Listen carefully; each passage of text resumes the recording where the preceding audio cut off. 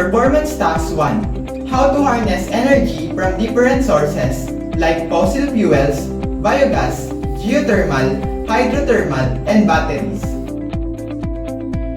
Good day everyone! Today I will discuss to you how to harness energy from different sources like fossil fuels, biogas, geothermal, hydrothermal, and batteries. First is fossil fuels. What is fossil fuels? Fossil fuels are a non-renewable energy source formed over millions of years from the remains of plants and animals. When burned, they release energy. As of 2009, fossil fuels supplied about 85% of the world's energy demands. There are three types of fossil fuels: coal, oil, and natural gas. Coal is made from decomposed plants that have been subjected to intense heat and pressure. Oil and natural gas are formed from animal remains that have undergone the same treatment. How to harness energy from fossil fuels? Fossil fuels harnessed through oil, which is found below Earth's surface. Oil companies locate the oil by using seismic surveys to find probable oil fields. After oil has been found and permission has been approved by the government for drilling, a well is dug for a pump. Often, the pump is able to bring the oil to the surface. However, another hole must be drilled to pump steam into the oil field to lessen the density in order for it to be pumped out. Natural gas is found in many of the same areas as oil. It's also pumped to the surface and travels through pipeline. The three types of coal are anthracite, bituminous, and lignite. Anthracite is the hardest and releases the most energy. Lignite releases the least. Coal is recovered from beneath the Earth's surface through mining. Mines are created from shafts dug into areas that have coal, and the coal is brought out from the mines. Another mining technique, strip mining, entails removing all of the soil and rock above the coal and then replacing the soil and rocks after the coal has been collected. Once the fossil fuels are collected, they are transported to the power plant. The fossil fuels are then burned to heat water. They release large amounts of energy.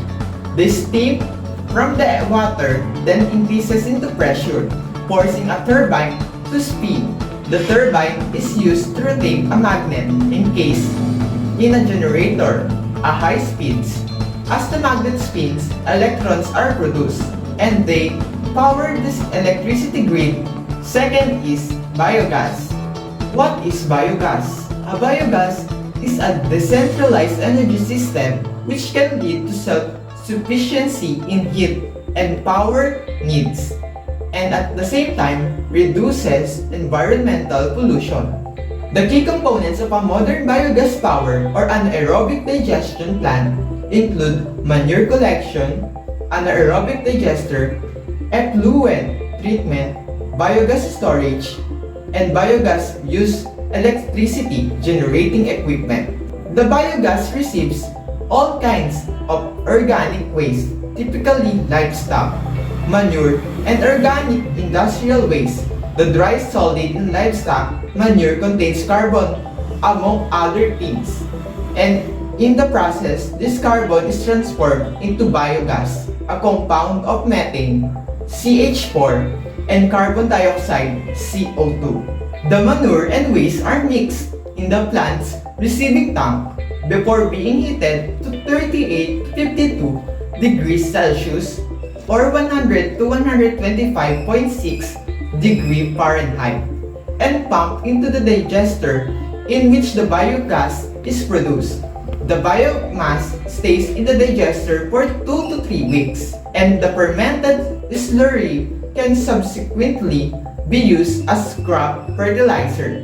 This fertilizer has improved qualities such as less odor inconveniences when spreading the slurry and significant reduction of greenhouse gases.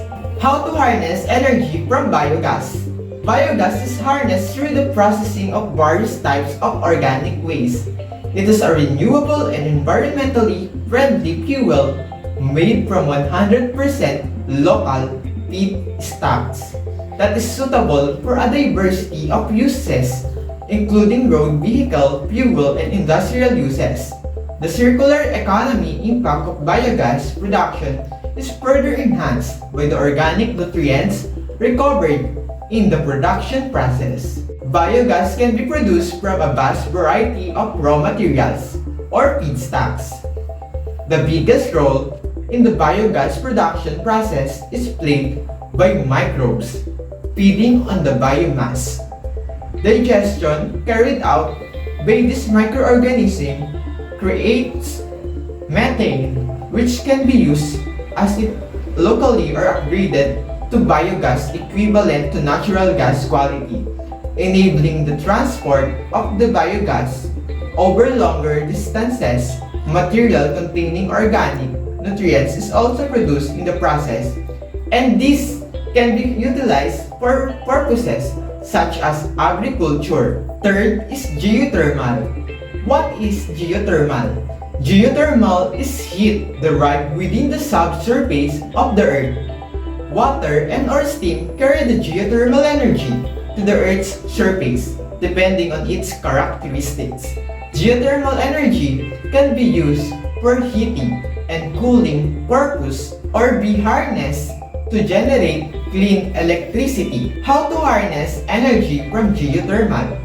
Geothermal energy harnessed from the heat that comes from the subsurface of the earth. It is contained in the rocks and fluids beneath the earth's surface and can be found as far down to the earth's hot molten rock, magma.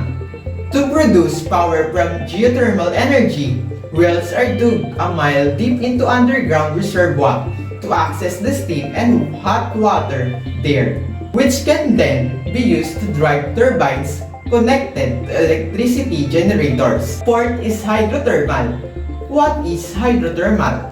A hydrothermal energy is the process of obtaining heat or energy from a large body of water.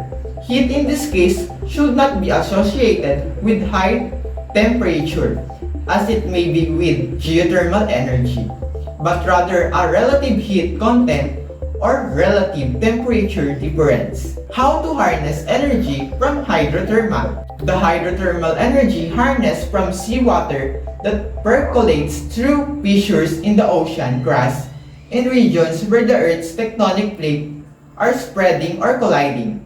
The cold seawater is heated by hot magma and then emanates from vents in the seafloor.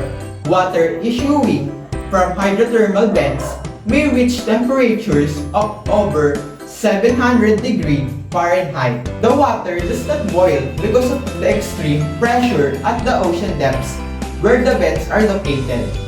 Hydrothermal vents are recognized as rich sources of thermal energy. The hot water flowing from some vents contains thermal power of up to 600 megawatts. The thermal energy contained in hydrothermal vents make them potential sources for the generation of electric energy. And lastly, fifth is batteries. What is battery? A battery is a device that stores chemical energy and converts it to electrical energy. The chemical reaction in a battery involves the flow of electrons from one material or electrode to another through an external circuit. The flow of electrons provides an electric current that can be used to do work. How to harness energy from batteries? We can harness energy from batteries by the connected external circuit. Electrolytes move within the battery, and chemical reactions are completed at the two terminals of the battery. The flow of electrons in the reactions generate the current or flowing charges and delivers electricity to the external circuit and convert it into electricity. And that brings us to the end of my discussion. Thank you for watching and listening. Have a nice day.